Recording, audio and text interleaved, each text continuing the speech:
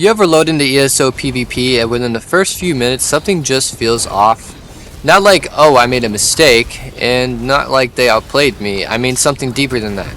You die and you don't even fully understand why. You weren't out of position, you had your buffs up, you were ready, and still you just fall over. No real fight, no real counterplay, just instant pressure into instant death. And after a while you stop getting mad about it and you start realizing this isn't a one-off. This is the system. This is what PvP has slowly turned into. Right now in ESO PvP, we've got Dragonknight spamming Flame Lash like it's a guaranteed win condition, Force Pulse builds that can delete you in a single global cooldown, status effects doing more damage than actual abilities, ball groups turning fights into 10 FPS slideshows, and somehow this is being treated like it's normal. Like this is just how PvP is now. But I'm gonna be real with you. If you think PvP is fine in its current state, you might be living under a rock. So, what is the core problem? Well, combat lost its identity. ESO used to stand out for one reason above everything else. Its combat had depth. Fights weren't instant, they were layered. You had to manage your resources, read your opponent, bait cooldowns, time your bursts, know when to disengage. You could feel the difference between a good player and a great one. Not because of gear, and not because of one ability, but because of how they handled pressure over time. Now, that entire layer of combat is disappearing. Fights don't breathe anymore. They don't evolve, and they don't build tension, and they end before they even start. You either get erased instantly, or you erase someone instantly. And that shift right there, that's what's killing PvP at its core. Because when fights stop being interactive, skill expression goes with it. So let's get into Dragonknight. Flame Lash a minute. Let's talk about Dragonknight and specifically Flame Lash. This ability used to be part of a kit. Something you worked into your rotation. Now it feels like the entire build revolves around it. You get caught once, just once, and suddenly everything starts lining up against you. You're stunned, you're off balance, they're chaining pressure into pressure into pressure into pressure into pressure into pressure, and they don't stop. And it's all power lashes.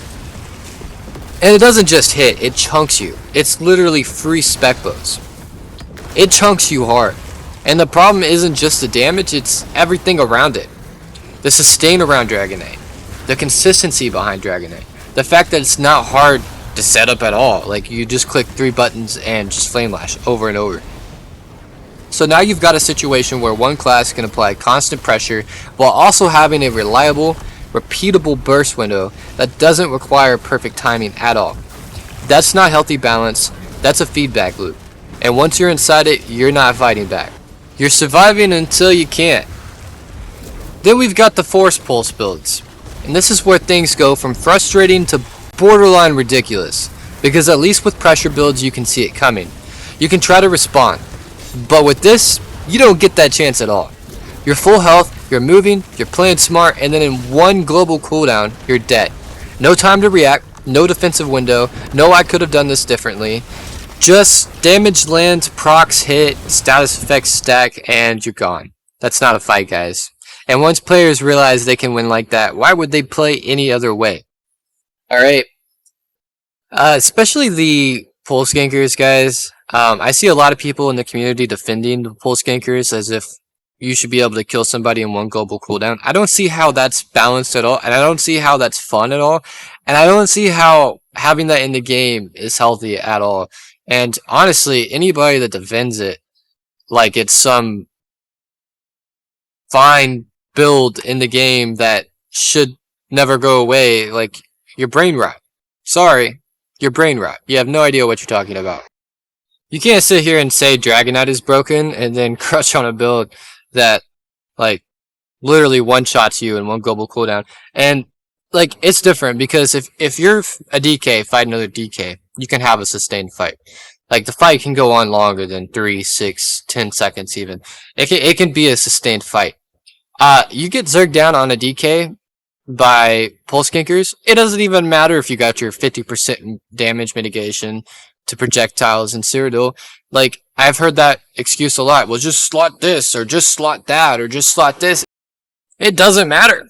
It doesn't matter what you slot. Whenever you're in Cyrodiil and you're getting pulsed by 12 Pulse Gankers, you're going to die. And it doesn't matter where you're at, doesn't matter what you're doing, you are going to die. Okay? I've even tried trial by fire, and with like 45k resistances, I'm still getting one shot in a single global cooldown with wings and chains to gap close. It is actually broken, and yeah, just throwing that out there. I've been in comp groups lately because I just personally, yeah, I'm not playing that game unless I'm comping, and even then, like with our comp group and our heals and our shield, like a 50k shield, 50k shielder got one shot in a single global cooldown by a group of pulse gankers. To tell you how broken it is, I think that sums it up. Okay? So we'll move on to the next one. We're going to talk about status effect meta now. Alright? This is the part that's really breaking everything under the surface. Status effects used to be supplemental, and now they're central. Burning isn't just extra damage anymore, concuss isn't just utility, and shield isn't just control. They're stacking, they're amplifying, they're carrying builds. So now instead of your damage coming from your rotation, your timing, your decisions, it's coming from layers of passive effects ticking in the background. And that changes everything. And more particularly, let's talk about the Crusty Fingers Mythic, or otherwise known as Shattered Path Signet. This kind of just buffs everything by like 80%. It's actually stupid, and I don't understand why it's in the game. Like, personally, like even 20% extra damage to damage over time, or status effects would have been fine. But no, they decided that a crazy percentage needed to be in the game. And I don't know about anybody else, but if you remember subclassing, part of the reason why subclassing was so broken was because it was a percentage stacking meta. You had people stacking contingency and storm calling with essence thief, and like just all these percentage numbers stacking up to where you can hit like 20k on an in cap. It's stupid, guys. Like, let's be honest here. Like, that mythic should have never been released as is, and a lot of people say that the mythic's not broken. I'm sorry, but 80% damage increase to status effects is broken. That's a huge percentage. Huge percentage. I took my IA build into with the new mythic into IA, and I had no problems. I went hella far, and I got tons of gear, and it was super easy, and I never died because I did so much damage that nothing stayed alive long enough to hurt me. So it's not just affecting the PvP side, it's also affecting the PvE side and just making things super thumbless. Yeah. So, now it's coming from layers of passive effects ticking in the background, and it really changes everything. Because when passive systems start doing the heavy lifting, player skill matters less. And when player skill matters less, combat becomes shallow. It becomes predictable, and eventually it becomes very boring. Which is where we're at right now. So let's get into the last one. Alright? Ball grouping. Let's talk about something that isn't even arguable anymore. Performance. You run into a ball group and your game falls apart. Frames drop into the teens. Abilities don't fire. Inputs get eaten. You're pressing abilities and nothing's happening. Meanwhile, they're moving as one unit, spamming effects, stacking everything, and the server just can't keep up. So now the fight isn't about skill, it's about who can function and who can't. That's not PvP. That's a technical failure, and the longer it goes unaddressed, the more it pushes players away from even engaging with larger scale fights at all. Okay. That being said, I am going to put a disclaimer out there. If you are ball grouping, I completely understand. The game's terrible right now. It's in a terrible state. It has been for years. It's not getting any better. They say that it's going to get better. It's never going to get better. It's ESO. It's sauce. What do you expect? So I don't blame anybody for playing in a ball group because the devs kind of forced that on a lot of people. Even I myself, like, am going to be playing in a comp group from now on. Because, yeah, if I'm gonna play open world, I'm not gonna be Xing. Xing's dead. 1vx is dead, guys. If you're going into ESO PvP thinking I'm going to do solo kill groups, you're in the wrong game. It's not gonna happen. It's not the same.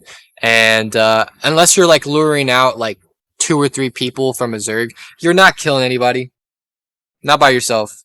Okay, like those days are gone. Unless you're on some like, crazy cheese or like super exploit, whatever, I don't know. You're not killing anything by yourself. Okay, damage is so high that you yourself, without a healer, without people backing you, without some sort of backup, in a sense, you're fried. Okay? You're fried. 1vx is dead, and anybody that says it isn't is lying to you. Okay? It hasn't been the same since peak ESO, when 7th Legion was meta. Like, honestly, it kind of just went downhill after that.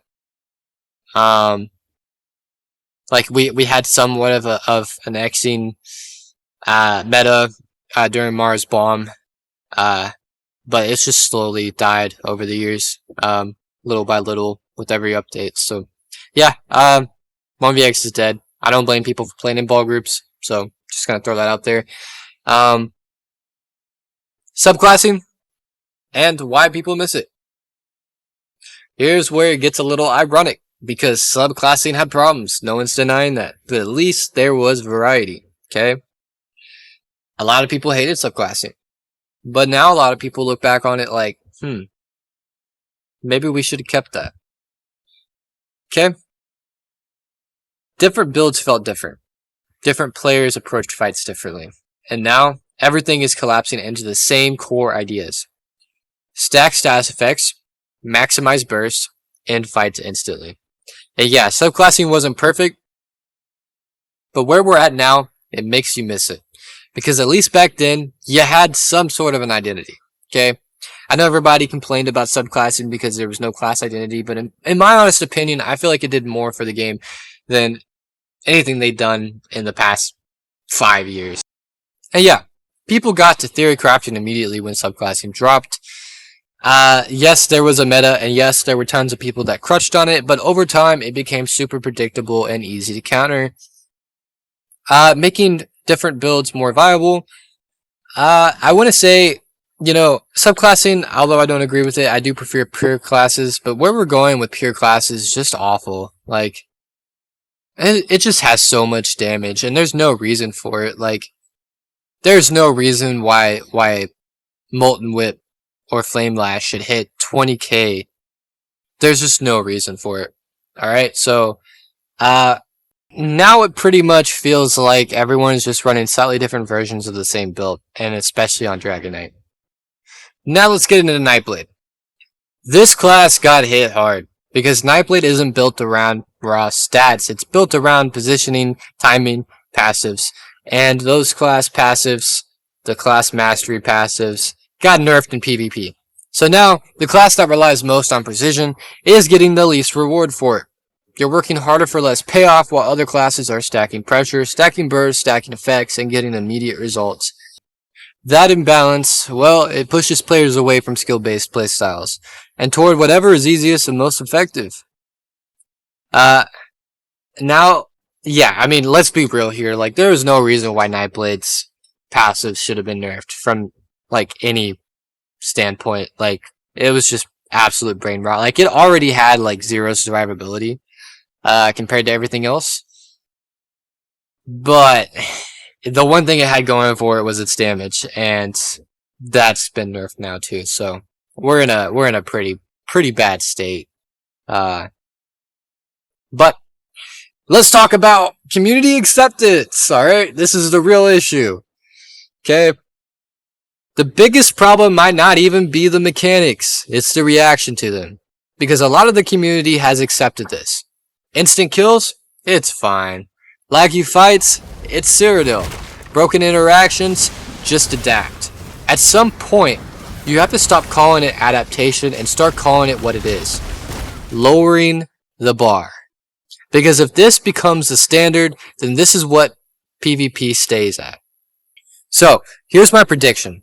If every update keeps pushing things in this direction, we already know how this should end. Sustained fights disappear, build diversity shrinks, skill expression fades, and PvP turns into who can stack the most damage the fastest before the other person can respond. And that's not what made ESO PvP special. It's still PvP, but it's not good PvP. If you like this video, please leave a like, comment, and subscribe, and I'll see you guys on the next video. Peace out, guys.